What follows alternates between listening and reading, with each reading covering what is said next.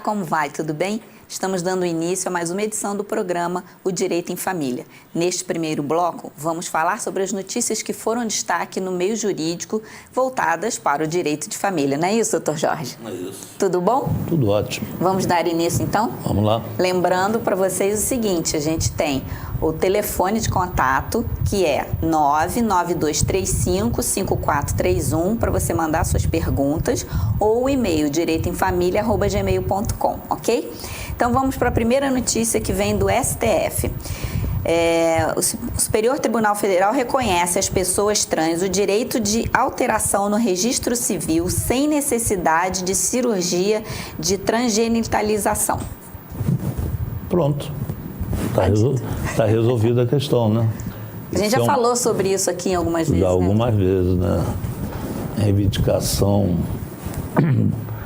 da comunidade LGBT, ela sempre partiu por essa, sempre tentando dar direitos individuais ou coletivos àquelas pessoas que a sociedade ou parte da sociedade enxerga como diferente. E nunca levando em conta, quer dizer, os sentimentos, as aspirações e o que e a vontade das pessoas, em última análise. E o STF, por unanimidade, parece que só faltou um ministro que não esteve presente por outro motivo qualquer, que foi o ministro Dias Toffoli, mas por unanimidade, que está difícil hoje em dia o STF conseguir unanimidade, né, colocou claramente que é possível, sempre que seja uma vontade da pessoa, modificar o seu registro, bom que se perceba, indo direto a cartório. Não tem nenhuma requisição, nenhum requerimento judicial, não existe ação judicial, não tem trâmite judicial, é direto ao cartório. No começo, você sabe que eles vão, algum pessoal de cartório vai tentar criar algum problema sobre isso. Mas, na verdade, você hoje, que tem uma nova relação com a sua vida, que você é um transexual, que você queira modificar o seu nome, basta você ir ao cartório, no cartório pegar o seu registro, né? Não vai fazer um novo registro, não. No seu registro você vai identificar qual é o seu nome, aquele nome que seu nome social que você acha, você vai registrar, vai fazer um adendo, uma mudança naquele mesmo registro e você já sai de lá com o seu novo nome. É lei. Então, quando é lei, aí minha opinião é totalmente favorável a isso. Eu acho que é uma medida completamente acertada, salvo todos os preconceitos que existem em relação a essas coisas, mas o mundo vive de preconceito, né? Que são os preconceitos que vão fazendo com que a cabeça das pessoas mudem. Então, é necessário informar, já foi informado na grande imprensa, mas é bom você pegar um programa desse, que você identifica essa questão e dá uma forma de aviso. Pessoal, vocês que sentem vontade, que sentem necessidade de mudar o seu nome para o seu nome social, que é o nome que você vive, que é o nome que te faz feliz, que é o nome que te possibilita ter alegria na sua vida, é a sua vontade, você vai a cartório. Muitas das vezes não é para obter uma alegria, né? Muitas das vezes, quando são os trans, são aquelas pessoas que nascem, né, com sexo no corpo errado. Né? E que essa questão está bem clara na decisão deles. Não necessariamente tem que ter feito a redesignação sexual, de sexo, ou seja, a mudança de sexo, a cirurgia. Mesmo sem ter feito a redesignação de sexo, a pessoa pode ir a cartório, requerer e modificar o seu registro com o seu novo nome. Né? Isso é uma decisão importantíssima, acho que revolucionária para os dias de hoje, né? Porque quando a gente fala assim, é porque é uma reivindicação já vem acontecendo, as pessoas vão acompanhando na grande imprensa, e quando isso acontece, né, uma grande transformação na sociedade. Então, acho que o STF, apesar de hoje estar com sérias dificuldades, vamos dizer assim, no campo político, né? A gente sabe que existem várias críticas ao STF no campo político, principalmente alguns ministros, né? Dessa vez, não costuma nessas situações, costuma tomar posições, do meu ponto de vista, daquilo que eu acredito, daquilo que eu gosto, acertada. Então, foi uma medida acertada, está de parabéns ao STF. Agora, enfrentar algumas resistências dos cartórios. Com certeza. Né? Que sempre houve isso, vai haver, mas isso vai ser vencido com tranquilidade.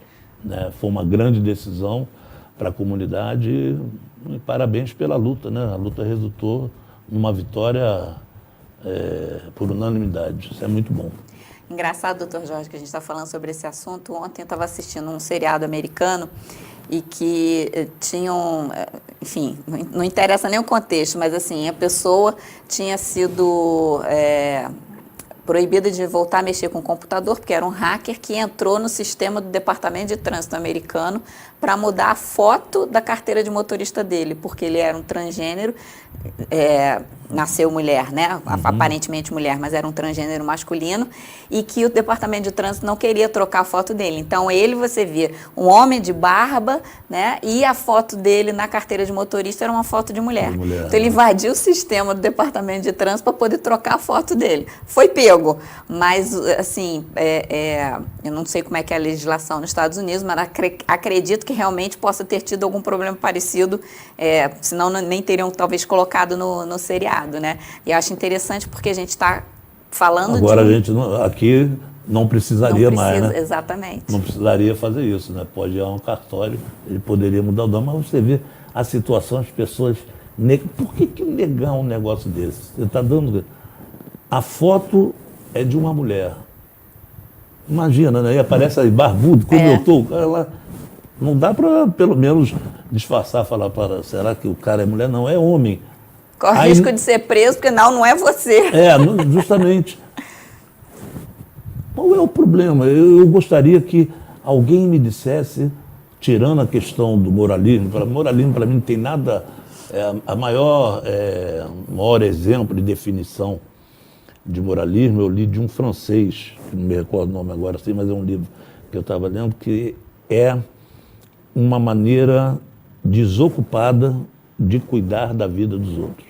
Gostei disso.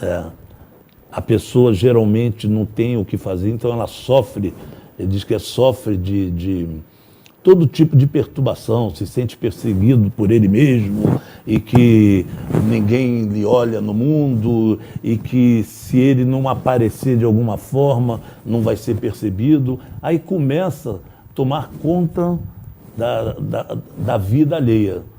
Né? Não resolve a sua, vai não resolve, começa a rotular, começa a achar defeito ali e aqui, porque existem tantas coisas que você se pergunta o seguinte: qual é o mal social disso e qual é o mal individual? O que eu, se você fosse ver, é grotesca essa discussão. Se não fosse por outra questão, uma questão sociológica, mas se você fosse analisar o que eu tenho com isso, né? Por que eu vou julgar? É que nem agora, eu estava lendo a notícia, eu fico abismado, vocês me desculpem, né? Mas tem uma pesquisa sobre a pena de morte, agora, onde 53% da população brasileira ela é favorável à pena de morte. Evidentemente, devido à situação que nós nos encontramos hoje, cada vez mais isso se exacerba, né? Só que desses 53%, prestem atenção, então, é um todo de 53%, 70% são católicos. 28% do negócio desse é evangélico. Não tem né? As pessoas que pregam... fala não matarás? Ou justamente, que pregam... Aí acha que a melhor solução, esse negócio da intervenção militar na segurança do Rio de Janeiro, a maioria da população acha que a solução é matar bandido.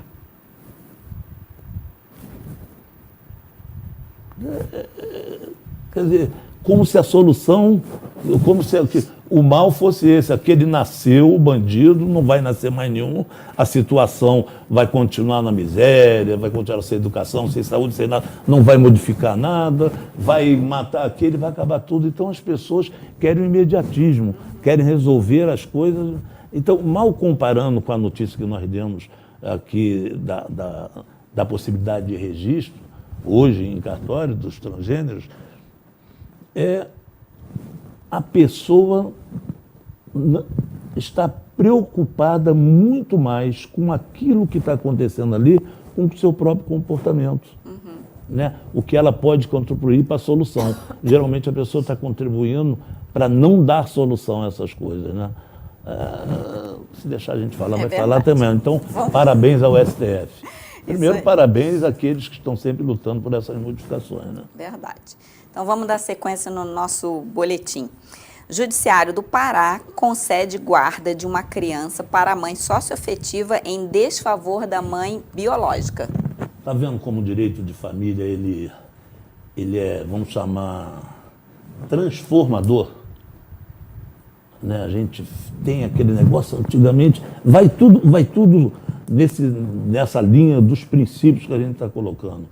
Como uma mãe socioafetiva pode ter a guarda e uma mãe biológica não? Então, mãe biológica antigamente, ou pai biológico, era um santuário. Podia fazer o que fizesse. Pai e mãe têm direito de fazer, era coisa horrível. Tem direito de espancar, tem direito de botar num quarto escuro, tem direito de botar num colégio interno, tem direito, se a filha ficar grávida, de botar num convento e depois dar a criança, tem direito de tudo. E a gente sempre via aquele ditado de falar o seguinte: mãe é quem cria, lembra aquele negócio? Pai é quem cria, da boca para fora. Hoje começou a dar certo, esse da boca para fora começou a dar certo. Essa disputa ali é o seguinte: são duas primas, uma prima entregou a filha com 1 mês de idade para outra prima criar, passou o certo, e ela seguiu com o seu marido, foi embora. E ela ficou, olha só o moralismo, essa que criou, era casada, a criança já está com 7 anos, se divorciou. A outra inconformada, que o filho dela passaria a ser criada por uma pessoa divorciada, olha só. Ah, meu Deus, jura que foi isso? Entrou na justiça pedindo a guarda, porque ela detinha a guarda provisória, quando foi feito isso, foi tudo legal, pedindo a guarda do seu filho biológico, porque a prima que criou o filho biológico dela por 7 anos já não tinha mais moral, porque era uma mulher divorciada de cuidar. Que absurdo. A outra, quer dizer, a mãe socioafetiva, ganhou facilmente a ação, está com a guarda provisória. Claro que cabe recurso, é um processo, tem discussão, mas foi evidenciado, demonstrado que existe a socioafetividade. Existe a mãe social, o pai social, que criou o filho. O filho, ele se identifica não pelo fator biológico, se identifica pelo dia a dia, se identifica por quem ele identifica como pai e mãe dele. Então, por enquanto, o processo está com a guarda provisória da mãe socioafetiva, porque a outra entrou para tirar a guarda porque ela tinha divorciado. Quer dizer, tinha a condição: você cuida de meu filho, mas não se divorcie. Se você não se divorciar, eu não vou fazer nada. Quer dizer, a situação é essa, sempre é guiada por um tipo de preconceito, de uma norma que eu não entendo. Mas a justiça está entendendo hoje o papel do pai e da mãe socioafetiva. Ainda bem que, por enquanto, está caminhando do lado da mãe socioafetiva. Eu acho que dificilmente a justiça vai dar direito a mãe biológica de continuar, de apanhar a criança. Até porque são 7 anos. 7 anos, a mãe é a que está com ele. E o pai é aquele que divorciou. Não existe os pai e mãe divorciados.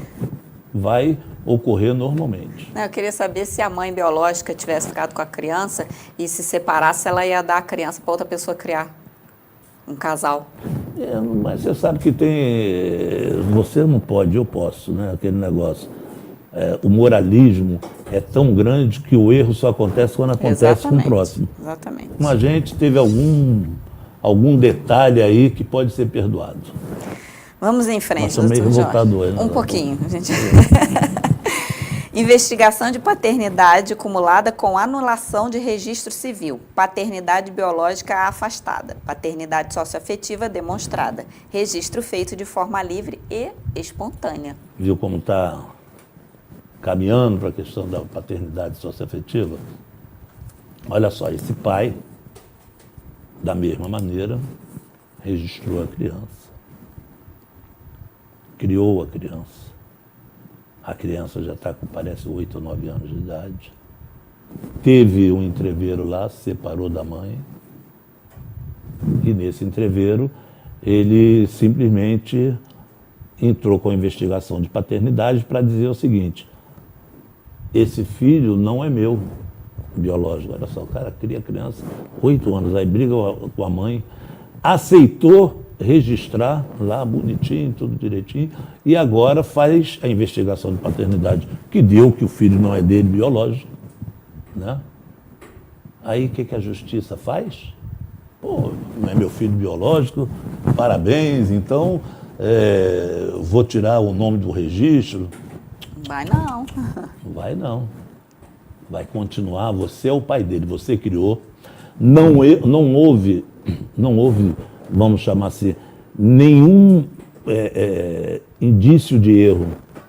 Ele sabia da possibilidade. Ele não foi forçado a fazer. Ele fez por livre e espontânea vontade. Ele não questionou tese nenhuma se era filho dele ou se não era. Então, quando a justiça decide, e antigamente era assim, não está, claro que leva em conta algumas situações, mas não está pensando aí na situação dele. Está pensando na situação de um filho que foi criado por um pai e que esse pai tem obrigações para com o filho, obrigações de alimento, de educação, de convívio, e de repente você vai lá e corta isso por uma situação do qual a criança não participou. Para a criança, aquele é o pai dele. Então a justiça, nesse momento, identificou que ele não é o pai biológico, mas é o pai socioafetivo. E, portanto, vai continuar sendo o pai dessa criança, com todas as obrigações que um pai tem.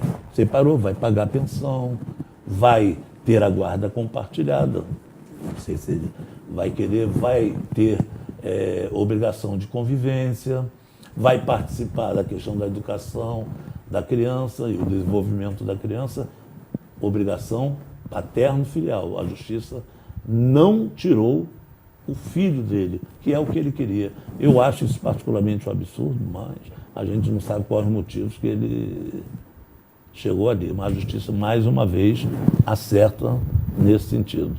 Na verdade, só estou trazendo acerto da justiça.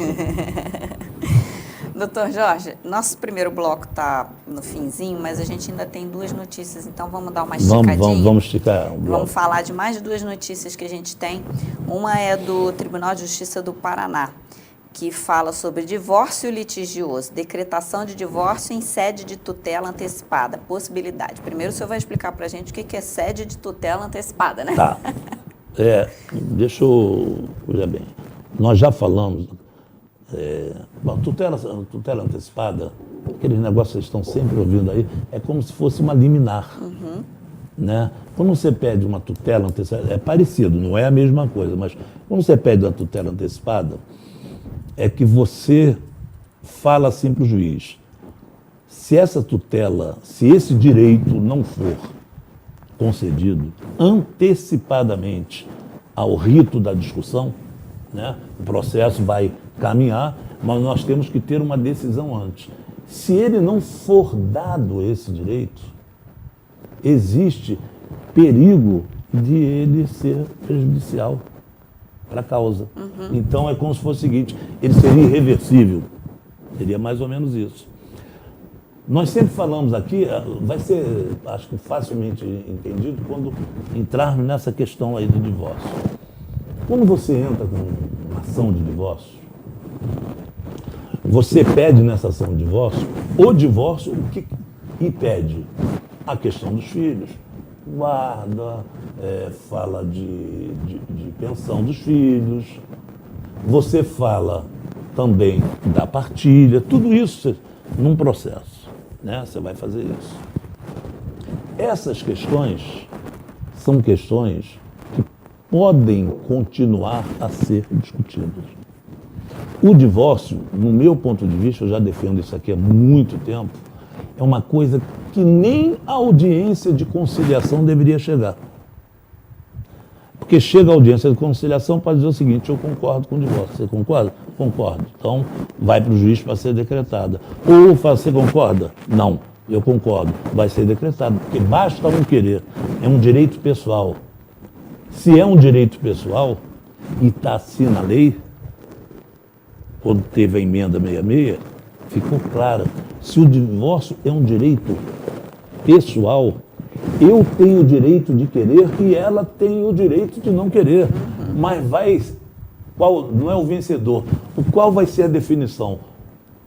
O do que quer. Porque quando um não quer, dois não brigam, não é isso? Não tem essa situação? Então eu não sou obrigado a ficar com ninguém.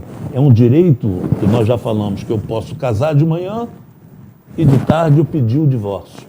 Então, na justiça aí, o juiz deu em tutela antecipada um pedido que era assim, divórcio litigioso, combinado com partilha. Tinha lá seus bens a serem divididos, mas a pessoa queria que o divórcio fosse imediatamente decidido, porque essa pessoa já estava com outra pessoa há algum tempo, era público notório, e que ela queria casar com essa pessoa, não queria mais viver união estável, é problema dela, união estável ou casar, ela queria casar. Então o juiz entendeu o seguinte, será que é o divórcio? Eu vou dar em tutela antecipada, vou dar liminarmente, vou chegar, tá divorciado. Eu não preciso consultar a outra parte. Você quer divorciar? Não preciso consultar.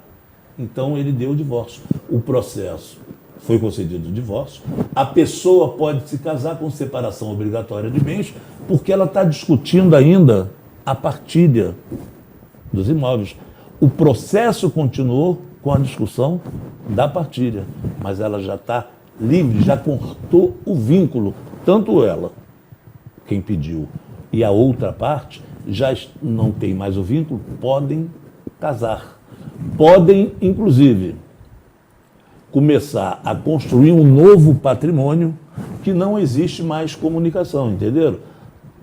Mesmo que ela não casasse com alguém e comprasse ali um carro, um apartamento, já não pertencia mais à pessoa que está sendo discutida a partilha. Então o divórcio foi decidido imediatamente, cortou-se o vínculo. Não tem necessidade de discussão isso. Antigamente, que a separação judicial possibilitava essa discussão, porque a discussão, na verdade, ela girava em torno da possibilidade de não se divorciar. É como se faz com a adoção ainda, de voltar para a casa biológica, né? Vai avançando.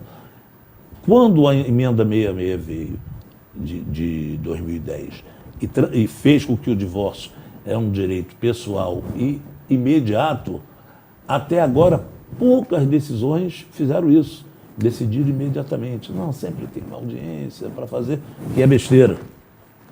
Que é besteira. Porque não é na audiência que vai fazer com que as pessoas fiquem juntas. Eu tenho alguns casos, e por incrível que pareça, ultimamente, muitos, de pessoas que já estão na reta final, já estão divorciadas, estão discutindo outras coisas no processo, e voltaram. Umas querem que continuem da maneira que estavam, concluir o processo, queremos mesmo repartilhar o que é seu, o que é meu, e ficamos juntos, e outras que querem voltar atrás, que está causando uma dificuldade muito grande, principalmente porque, às vezes, o divórcio já está decidido, embora não registrado e averbado em cartório, onde eles casaram e tudo mais, mas já causa alguma polêmica. Evidente que os juízes daqui eles conseguem fazer retornar, mas está acontecendo muito isso. Isso é prova que a audiência de conciliação para o divórcio é inócua, porque eles falam lá, eu quero divorciar, você não quer, daqui a 6 meses eles estão juntos, então, ou não estão, mas por isso que é um direito pessoal. Não adianta um querer e o outro não querer. E as outras questões relativas àquele convívio matrimonial que eles tiveram vão resolver devidamente no processo, né? Acho que foi uma decisão, não vou dizer que é inovadora, porque já tem outras, mas é bom quando sai uma situação dessa para mostrar a própria justiça, né, que existe possibilidade de acelerar. A lei indica para fazer isso, então não somos nós que vamos interpretar a lei de maneira diferente, né? Postergando para ver se resolve o problema do divórcio das pessoas. Muito bem, doutor Jorge. Agora vamos para a nossa última notícia do Boletim das Famílias, que vem do Tribunal de Justiça de Minas Gerais. Multiparentalidade, coexistência de vínculos socioafetivo e biológico. Possibilidade. Claro, com certeza. Isso aí é uma coisa que está entrando, é mais uma dos aspectos no direito de família que está tomando um corpo muito grande na sociedade, que é a questão da multiparentalidade. Que aí, no caso, né, que é uma mãe biológica que criou o filho junto com outra mãe, a outra mãe, segundo a inicial que eu dei uma lida, teve até mais participação na vida da criança e houve uma ação consensual das duas para que se colocasse no registro a mãe socioafetiva também, a famosa multiparentalidade, né? Essa criança passou a ter 2 mães. E naquele caso que nós falamos ali, podia ter resolvido, né? Se a gente vê o seguinte, aquela que foi buscar o filho porque outra se divorciou, tentou buscar o filho, na verdade, a que está disputando a guarda da criança, ela vai, com certeza, reivindicar a multiparentalidade, ou seja, que ela entre como mãe socioafetiva, né, uma vez que está ganhando o processo, já tem a guarda provisória, o próximo passo ela requerer, ou num processo à parte, o pedido de maternidade socioafetiva e que, consequentemente, registre o nome dela como mãe socioafetiva da criança, que é o caso aí que foi um acordo entre as duas, a mãe biológica e a mãe socioafetiva. A justiça entendeu que sem problemas, né, que poderia botar a mãe socioafetiva também como mãe dessa criança. Hoje é uma coisa que vai começar a ter muita informação aí, já começa a pipocar nessas novelas aí, né, 2 pais e uma mãe, né? É a ligação da situação pelo afeto, né? E pela participação na vida das pessoas, né? É muito comum você ter, às vezes, crianças que chamam 2 pessoas de mãe. Mãe não sei o quê, mãe dá o nome que ela criou para as mães dela, mas que identifica aquelas 2 pessoas como mãe. E, às vezes, essa pessoa quer transformar isso na realidade. E, às vezes, o próprio filho, quando fica um pouco mais velho, quer dessa maneira. Então, a questão da multiparentalidade, a gente pode até pensar num programa para discutir sobre isso, né? Porque isso está sendo muito requisitado na justiça. E essa decisão, ainda bem que foi uma situação consensual, né, entre as mães, né? E agora a criança foi beneficiada com 2 mães. Se uma mãe é ótimo, 2 deve ser. Né? Se tiver 2 mães como a minha, estava. Né? Mas muito positivo isso. Muito bem, doutor Jorge. A gente vai encerrar agora o primeiro bloco e a gente volta daqui a pouquinho com o segundo bloco do programa Direito em Família para começar a responder as perguntas que vocês mandaram para a gente pelo e-mail direitoemfamilia@gmail ou pelo telefone 99-235-5431. Até já!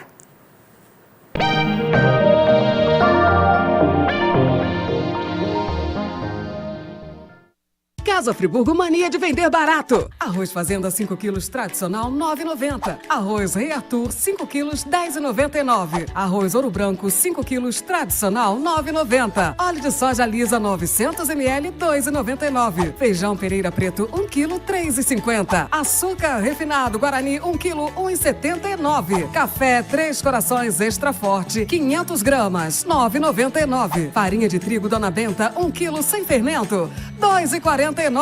Casa Friburgo 100% friburguense. Para baixar o aplicativo da TV Zoom, entre na Google Play se o seu dispositivo for Android ou na App Store se você estiver usando o iOS. No campo de busca, digite TV Zoom e ache o nosso ícone. Clique no botão para baixar e aguarde a instalação. Pronto! O seu aplicativo TV Zoom já está pronto para você usar.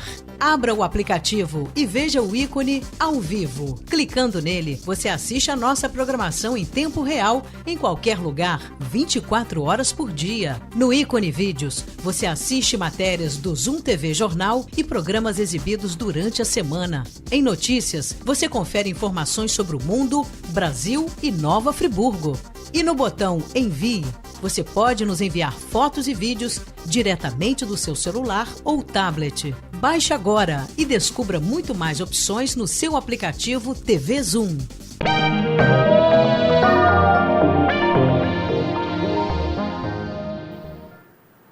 Voltamos com o segundo bloco do programa Direito em Família. A partir de agora, a gente responde as perguntas que vocês encaminharam para o e-mail do programa, o direitoemfamilia@gmail.com, ou passaram pelo telefone 99-235-5431. Doutor Jorge, nossa primeira questão é a seguinte: temos 2 apartamentos e recebo os aluguéis para mim. Em caso de separação, continuarei a ter esses aluguéis? Essa é uma pergunta muito subjetiva, né? Porque vocês têm 2 apartamentos. Se for olhar pela lei, não é que um seja um para um, outro para outro. Não. Seria a avaliação dos 2 e dividiria por 50% para cada um. Mas tudo, a senhora recebe os aluguéis, né? Eu não sei se a sua separação ela é litigiosa, se ela é consensual. Se ela for consensual, tudo é possível, né? Se são os únicos bens que vocês têm, ele achar que a senhora pode ficar com esses bens, que seria uma forma da senhora ter um pensionamento. Eu não sei a idade da senhora, às vezes casais mais idosos ou com mais tempo, paga pensão um a outro, geralmente ainda o homem paga mais pensão para a mulher do que a mulher para o homem, às vezes numa idade que não tem mais como ela retornar ao mercado de trabalho. Às vezes ela trabalhou em casa, cuidou dos afazeres de casa, cuidou de filhos, ou ajudou a administrar a vida de dentro de casa. Aí de repente ela se separa, vai ter que ir para a rua ganhar dinheiro, fica difícil. Aí ela tem uma pensão. Se for esse caso da senhora, né, que for uma questão amigável, que a senhora possa continuar com os 2, sim, não há problema. Agora a sua pergunta me remete, é uma dúvida.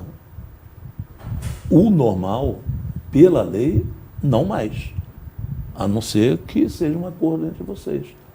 Pela lei, o que vocês têm vai ser dividido. Né? Se tem carro, vai ser dividido. Se tem imóvel, vai ser dividido.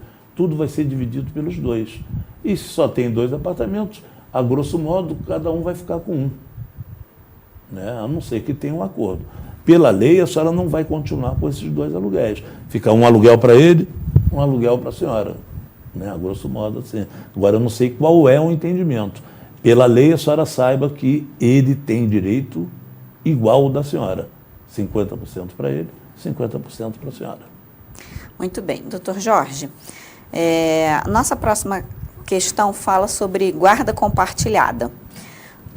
Na guarda compartilhada dos meus filhos, eu deixando ela ficar em nosso apartamento, tenho que pagar pensão? A gente já falou algumas vezes sobre isso, né? Sobre essa questão da pensão que é para a criança, Isso. né? Então, assim, eu sei que o senhor está Não, querendo não. matar a sua sede. Não é a bebida do Zeca Pagodinho, né? Mas é uma água geladinha. Ah, que bom. Como é que fica nessa situação? Olha, tudo faz... O apartamento é dele. Então, aí se pressupõe que o apartamento... Na verdade é dos dois, pelo visto, né? Porque ele fala assim, nosso apartamento. Não sei se fizeram partilha ou não, mas provavelmente Então tá, assim. então vamos analisar aí o nosso apartamento. Nosso apartamento significa que 50% para cada um. Provavelmente eles moravam junto ali e ele saiu, né? Isso. Se ela continuar a morar, o que acontece? A outra parte vai estar sendo utilizada pelo filho, que não é dono do apartamento. Dono é o pai, dono é a mãe. Dono são os que estão se separando.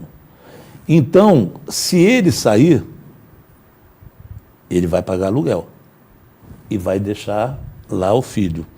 Ela é responsável por parte da despesa do filho. Vamos considerar 50%, eu não sei qual é a condição de um, qual é a condição de outro. Então, se 50% dali, metade já é dela. Se os outros 50% que é dele ficar com o filho, ela vai ter que contribuir para metade e ele vai ter que contribuir para metade do filho, dos 50%. O senhor não vai deixar de pagar a pensão. Esses seus 50% pode compor a pensão. Um exemplo matemático, o senhor vai pagar R$1.000 de pensão. Mas o senhor deixou o seu apartamento e o aluguel do apartamento vale R$1.000. Só que R$1.000, 500 é dela. Os 500 restantes, o senhor vai estar contribuindo com o quê? Que é a sua parte? Com os 500 para o filho, não é isso? Então o senhor vai ter que pagar R$1.000 de aluguel, o senhor pode, esses R$500, contribuir. Vai dar em espécie, outras coisas mais R$500. Seria dessa maneira. Evidentemente que é um processo, é uma discussão, etc, etc. Mas matematicamente olhando o negócio, porque justiça não é 2 mais 2 são 4. Não é dessa maneira. É um pouquinho ou bastante diferente em determinados casos. Mas, a grosso modo, dentro dessa sua pergunta, o que acontece é que o senhor vai ter que pagar um aluguel, vai deixar a criança... É como se não tivesse o apartamento. Se não tivesse o apartamento, se a criança fosse morar com ela, alugaria uma casa, um apartamento, o que fosse. A parte dela é problema dela, mas a parte da criança é problema dos dois. Ou dividiria ali aquela parte da criança, o senhor não estaria pagando partes. Se a criança tem mais despesas, for determinado ao senhor e a ela que pague mais alguma coisa, porque tem educação, saúde, vestuário, etc, etc, vai ter que dar mais alguma coisa, aquilo que o senhor paga no aluguel vai ser descontado no todo. Então, se vai continuar no seu apartamento, o senhor já está contribuindo com parte da pensão que coube ao senhor. O senhor vai apenas completar. Entendeu? Isso, a grosso modo, eu estou analisando do ponto de vista matemático. Agora, do ponto de vista jurídico, a gente não sabe que angu é esse, né, que vai ter que ser mexido, feito direitinho, porque processo é um pouco mais complicado do que essa questão matemática. Muito bem. Doutor Jorge, fiz uma execução do pai da minha filha, pois ele não pagava a pensão há 3 meses. Descobri que ele depositou o valor e colocou o recibo no processo. O juiz mandou eu dar quitação. Doutor, ele depositou bem menos, pois já se passaram 8 meses e ele não foi pagando. O que devo fazer? Não. O juiz mandou ele botar os recibos, mas o juiz deve ter pedido à senhora para dar quitação. A senhora não vai dar quitação. Vai justificar dizendo que o Vai que ele justificar pagou dizendo não que é falta. o todo que falta. Porque quando entra, principalmente com esse pedido de prisão, você entra pelos últimos 3 meses e os que vão vencer. Não é isso? Então, vamos supor agora, nós estamos em março, olha, beleza. A pessoa não pagou janeiro, fevereiro e não pagou março. Então, vou entrar cobrando esses 3 meses. Caso a pessoa não pague, você pede a decretação da prisão dela. O juiz vai receber aquilo e vai mandar para a pessoa falando o seguinte: que pague em 3 dias ou justifique porque não pode fazê-lo. Então a pessoa não pagou, justificou. Volta ao juiz, o juiz analisa. Vou convocar aqui uma audiência que é para discutir, porque o negócio está pesado aqui mesmo. Ou falar assim, não, é prisão mesmo. Aí espere o mandado de prisão da pessoa. No caso, ele pagou. Uhum. Só que, vamos supor que nós estamos em março, mas vamos supor que a gente estivesse em julho. Ele não pagou os outros meses, porque a obrigação é continuar pagando. É o débito mais os posteriores. A senhora não pode dar quitação. Para isso, deveria ter sido apresentado lá no requerimento ao juiz uma planilha. Desde quando ele está deixando de pagar? Quando o juiz... Não, ele não pagou os 3 meses. Quando o juiz diz que vai decretar a prisão, o juiz tem que pedir à parte para que apresente uma planilha nova. Porque quando ele entrou com o requerimento era uma coisa, hoje é outra. Então o juiz, lá na cabeça do juiz, ele viu o seguinte: vou mandar decretar a prisão dessa pessoa. Então ele pede, antes de mandar, ele pede uma planilha nova. Então a pessoa vai ser julgada dentro daquela planilha ali, não apenas dos 3 meses que ficou devendo. Se a senhora diz que ele está devendo mais, a senhora não dê quitação. A senhora não dá quitação e apresente a planilha que ele deve esse outro tanto. Caso o juiz entenda que nessa mesma ação possa ser cobrado isso, a questão do mandado de prisão ainda pode continuar em vigor.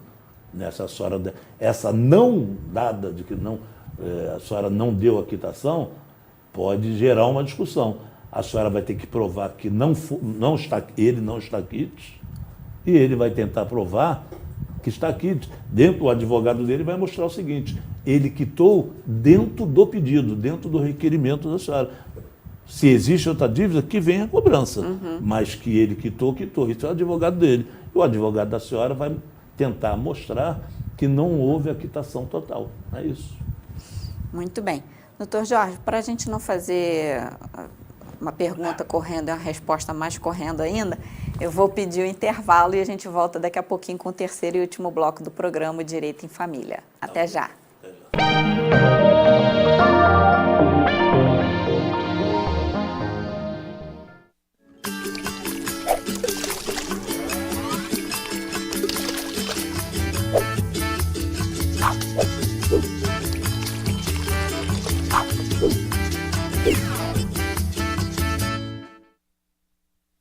Casa Friburgo, mania de vender barato. Espaguete Dona Benta sêmula 1 kg, R$ 2,99. Café Pilão 500 gramas, tradicional, R$ 9,99. Margarina Cleibon 500 gramas, R$ 2,89. Papel higiênico Carinho Gold folhas duplas, 12 rolos, R$ 9,29. Papel higiênico Carinho Prêmio folhas duplas, 12 rolos, R$ 9,99. Leite em pó Molico 280 gramas, tradicional, R$ 9,99. Leite em pó Ninho 400 gramas, tradicional, R$ 9,99. 3,99. Bebida láctea Casa Friburgo Morango, 1 litro, 3,99. Casa Friburgo 100% friburguense.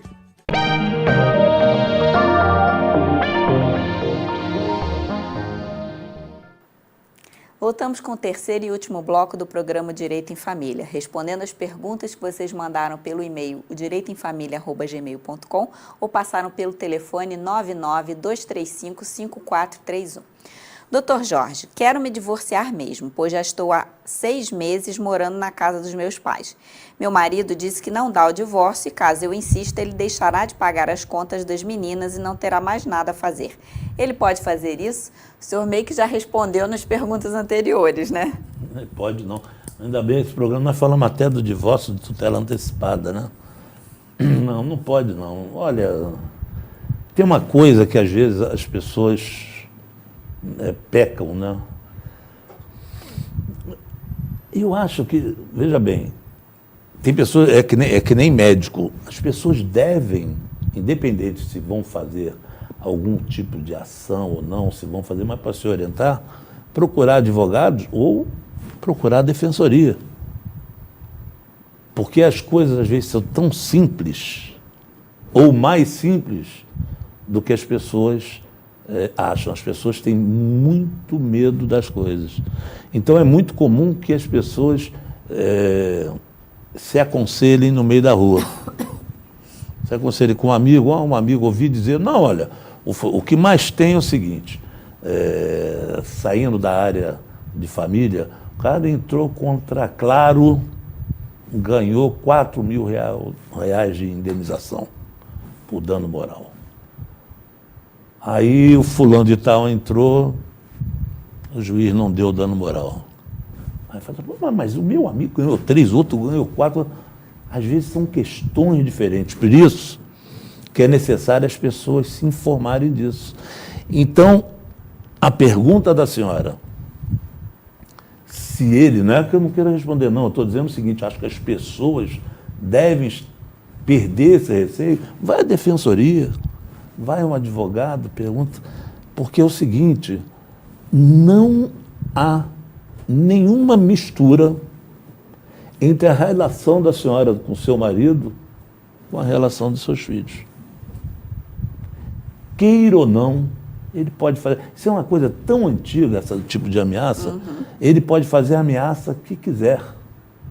Ele jamais é uma coisa muito longe, né? Ele, na menor idade dos filhos, até 18 anos de idade, pelo menos, vai ser tirado a obrigação dele, junto com a senhora, de sustentar as crianças. Então, e o direito da senhora, a senhora viu o seguinte, uma pessoa ali entrou pedindo divórcio, continuou discutindo a partilha e o juiz decidiu imediatamente, com tutela antecipada, lembra que eu expliquei? Pelo divórcio. Então a senhora pode entrar, caso ele não queira fazer consensualmente, com seu pedido de divórcio, e aproveita e entra com outra ação pedindo, determinando a guarda compartilhada, geralmente, né? Com a convivência, etc., e com as obrigações de alimentos, obrigações de pensão. A despesa das crianças que vai ser dividida ou rateada de forma proporcional pelos dois. Então não tenha esse receio dessas ameaças que nós homens sempre costumamos a fazer, sempre tivemos por cima da carne seca nesse sentido. Se você fizer isso, olha, vai ser prejudicado assim. Não faça, e a pessoa, né, ficava o resto da vida sem tomar uma iniciativa com um receio. Muitas das vezes até para não prejudicar os filhos. Não tem nada a ver. Uma coisa é a senhora e seu marido, seu ex-marido no caso. Uma coisa é ele, a senhora e as crianças. Então essa ameaça dele não vai me sustentar, não. É no outro dia, só entrando com uma ação de alimentos, o juiz vai determinar os alimentos provisórios para depois se tornarem definitivos. No outro dia ele vai estar pensionando, se ele não tiver se tiver vínculo empregatício, vai ser através de desconto em folha. Se não tiver, ele vai ter que depositar na sua conta bonitinho. Então, para a senhora ficar tranquila e para todos vocês, e principalmente para as mulheres que pensam em divorciar, né, não se sintam fragilizados quando vocês têm filhos, que eles vão ser prejudicados. Vão ser prejudicados na vida, mas vai ter solução para isso. Não pense vocês que vocês se divorciando vai prejudicar o filho de vocês. Pelo contrário, às vezes você vai arrumar a vida deles, porque você está separada, está mendigando pensão para o pai dá quando quiser, ainda ameaça dizendo que está dando muito e que, olha, se continuar assim eu não vou dar. Não, faz com que a lei o obrigue. Ou então, se ele não pagar, ele vai ser preso. Quantas notícias a senhora já ouviu sobre isso? Então, principalmente as mulheres, não tem esse receio. Cuida da vida de vocês, que é o divórcio, a partir de vocês, e cuida também do direito dos filhos, que pertence aos filhos e que é a obrigação dos dois. E quando existe essa ameaça, nada mais é do que uma fraqueza, de uma tentativa de fazer com que as mulheres, no caso a senhora aí, mas é que as mulheres mesmo não tomem uma decisão. Essa decisão tem que ser tomada. Caso a senhora não consiga fazer um acordo com ele, que é a melhor das saídas, a senhora vai pela via litigiosa, que a senhora vai conseguir. A senhora vai consultar um advogado, a senhora vai consultar a defensoria, que a senhora vai conseguir conquistar seus direitos. Muito bem, doutor Jorge. Nossa próxima questão é a seguinte. Meu pai faleceu e descobri que ele, em vida, tinha dado as 2 casas para a minha irmã mais velha. Tive uma discussão grave com ela e ela me mostrou a xerox do documento com firma reconhecida em que meu pai passa para ela as casas. Como eu fico, doutor? 2 modos. Primeiro, que um documento aí com firma reconhecida parece ter sido um contrato, né? Esse contrato reconhecido em cartório, nem em questão de direitos hereditários, por ter só essas 2 casas. Não quer dizer nada, né? Não tem valor. Né? Não, porque vamos supor que ele tentasse, através de um contrato, deserdar a filha. Para deserdar, a gente já discutiu aqui o que precisa, né? Quais são as questões. Não é assim, eu quero deserdar e vou deserdar. Então, ao fazer isso, ele privilegiou uma filha. E se ele fez oficialmente, dentro de um instrumento público, essa doação das 2 casas, essa doação ela é anulável com tranquilidade. Você pode dizer que é um ato nulo que pode ser anulado. Por quê? Porque se ele tem 2 filhas, tem 2 casas, não estou dizendo que é uma casa para cada um, não, mas os valores da soma dessas 2 casas vai ser dividida por vocês. Né? Então, eu acho que elas podem até acordar e cada uma ficar com uma. Pode. Isso aí não tem problema nenhum. Mas que a senhora tem o direito, ela pode ter mostrado esse documento. Esse documento, eu lhe asseguro com toda a certeza do mundo que não tem validade ou vai passar a não ter validade a partir do momento que a senhora é herdeira necessária, é legítima, assim como a sua irmã. Então, tudo que o seu pai deixou é dividido por vocês. Igualmente. Igualmente. Se ele só tinha 2 casas, deu através de forma legal ou ilegal, porque ninguém impede de eu doar para a Rosa. Eu chego lá, dou para a Rosa. Eu tenho 2 filhos. O meu falecimento falou, meu pai doou para outra pessoa, tadinho da Rosa. Entendeu? Se ele doou legalmente, pagou os impostos, recolheu o imposto de transmissão na doação, pagou tudo direitinho para sua irmã, ele fez errado. Ele não foi ao cartório, e o cartório perguntou, e a outra irmã? O cartório nem conhece a senhora. Foi lá e fez. Só que a senhora aí vai questioná-lo na justiça, que é o seguinte, ele doou tudo, inclusive a minha parte. Ele não poderia ter doado as 2 casas para ela. Teria, a grosso modo, ter deixado uma para mim. Isso legalmente. E se ele fez aqueles contratos que a pessoa faz o seguinte, o que mais existe é doação que não é doação. Porque doação, gente, o Estado não perde. Primeiro quem ganha é o Estado. Então tem que ter, é feito em cartório através de um recolhimento de imposto.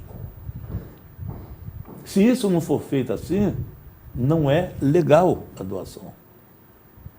Então não adianta a gente ir num cartório, escrever num papel de pão, ou em qualquer papel, botar um coisa, olha, que eu vou dar, você assina você, bota lá, ó, está doado. Porque o reconhecimento de firma, na realidade, é dizer que aquela pessoa que assinou é aquela pessoa que assinou. Mais nada do que isso. Não tem a ver com o conteúdo do documento. Não, mais nada do que isso. Então, ele pode simplesmente ter feito um documento dizendo que ele doava e não ter feito mais absolutamente Justamente. nenhum movimento. Ele pode ter feito das duas formas, ou ter feito esse, que aí é mais simples, e o outro ter feito legalmente. Doou, não informou, estou doando para minha filha, isso, acabou. Só que ele tem outra filha. Então, quando a sua irmã mostra esse documento, que pode ser um documento legal do ponto de vista de doação, ou outro documento, quando ela mostra, você vai falar o seguinte, mas eu tenho direito a 50%.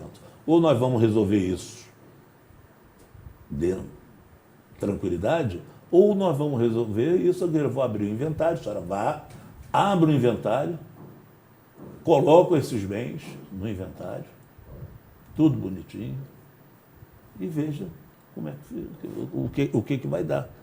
Não tem os bens? Se ele doou, e vai questionar a doação dele, principalmente se ela tivesse sido feita de forma legal, e que com certeza a senhora vai ter o seu quinhão como herdeira. Doutor Jorge, vou fazer a última pergunta, vou pedir para o senhor ser sucinto na resposta, porque o nosso tempo está acabando. 3 minutos. Em uma execução em que o juiz manda prender o devedor de pensão, pode-se fazer um acordo que parcele a dívida? Isso vai depender... Eu poderia dizer o seguinte, vai depender de quem executa.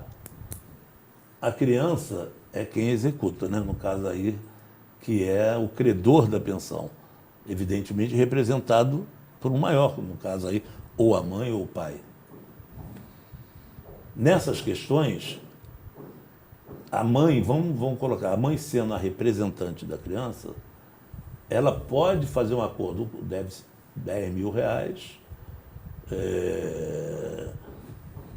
o juiz mandou aquele documento de 3 dias para ele pagar ou justificar que não pode fazer, ele aí se tornou o cara mais bondoso do mundo, foi e procurou ela e falou o seguinte, ó, eu pago 10 mil, você aceita?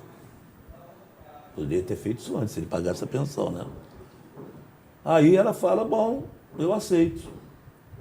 Tudo bem. Isso vai ser colocado nos autos. Vai ao Ministério Público. Vai ter uma apreciação do Ministério Público e do próprio juiz, né? Se essa questão não vai... por que foi feita a execução? Foi feita a execução simplesmente porque deve 10 mil ou porque esses 10 mil prejudicou a vida daquela criança? Ele deixou de receber esses 10 mil, houve um problema na vida da criança. Então o Ministério Público vai examinar, vai falar. O Ministério Público pode questionar esse acordo dizendo o seguinte, mas de qualquer maneira então não vai suprir a necessidade pretendida, que era de receber para que a criança tivesse condições dignas. Dividiu isso em 10 vezes. Então eu estou alertando o seguinte, a possibilidade de acordo total. Agora, tem que respeitar essas questões a serem analisadas, que o Ministério Público sempre dá uma olhada nisso, né? E o próprio juiz dá uma olhada nisso, e a orientação do advogado da outra parte, né? Porque se não houver acordo entre a senhora e ele pode botar no processo requerendo isso, né? Que é a única maneira que ele vai ficar preso e não vai poder pagar de qualquer forma, mas que ele pode pagar dessa maneira, que ele está dando cheques, ou então assinando promissórias, ou fazendo isso, aquilo ali vira um título executivo, vai botar ali, né? Mas vai ter que saber se aquilo cumpre o propósito da execução. Né? A execução não é cobrar 10 mil por cobrar 10 mil. Cobrar 10 mil porque a criança deixou de ter várias coisas com a falta desses 10 mil. Se ela continuar tendo a mesma falta com esse acordo, pode ser que o Ministério Público e o juiz olhem para aquilo ali de maneira diferente e não concordem com esse acordo. Já me mostraram ali Tempo esgotado. Então vamos nos despedir. É isso aí. Um abraço para pra vocês. Até o próximo programa.